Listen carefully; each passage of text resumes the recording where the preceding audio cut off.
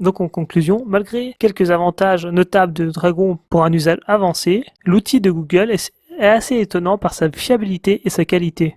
On peut tout de même penser que pour un outil gratuit, nous sommes forcément le produit, que ce soit par les récoltes de données personnelles, par de la publicité, pour financer le programme.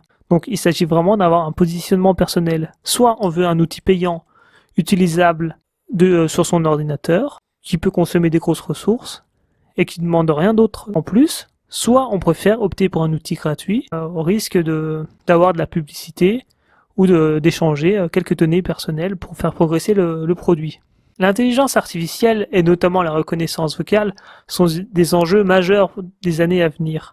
La plupart des grosses firmes de la Silicon Valley, les GAFA, ont lancé leur outil, que ce soit Microsoft avec Cortana, ou bien l'outil Google, Apple avec Siri, ou bien Amazon.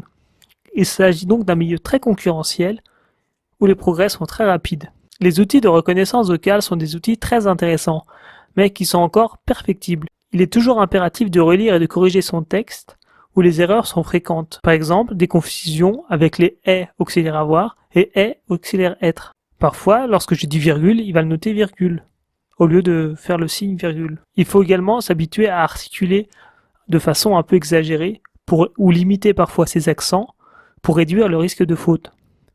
Ces logiciels évoluent très vite. Il serait donc intéressant de faire un test quelques années plus tard pour voir la progression de ces outils. Alors ce comparatif que je suis en train de faire est uniquement mon avis et il résulte uniquement d'une utilisation basique de ces deux systèmes. Alors parfois dans certaines situations je préfère écrire soit avec un stylo et sur une feuille de papier ou parfois pour un des petits textes appliqués directement au clavier.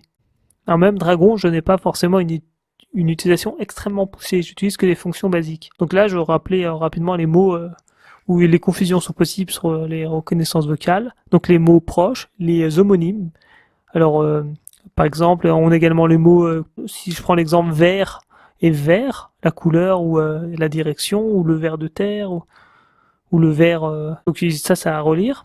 Les ponctuations, parfois c'est un peu compliqué. Les dates, parfois si on fait E1, le logiciel peut l'enregistrer. Il faut toujours bien articuler, éviter de faire trop d'hésitation, de commencer un mot, changer de mot, et la relecture est toujours indispensable. Donc pour optimiser l'utilisation des logiciels, je tiens à rappeler que je n'utilise pas le microphone intégré au PC portable car il est de trop mauvaise qualité, et je préfère utiliser mon Zoom H1 que j'ai relié par câble USB. Pour rappel, le Zoom H1 c'est un enregistreur numérique et de très bonne qualité, je trouve, qui a un très bon rapport qualité-prix et qui permet grandement d'améliorer la dictée. Donc au niveau d'une synthèse rapide, au niveau de l'utilisation des ressources, je donne avantage à Google, car Dragon est assez gourmand, ralentit un peu mon PC qui est pas très puissant.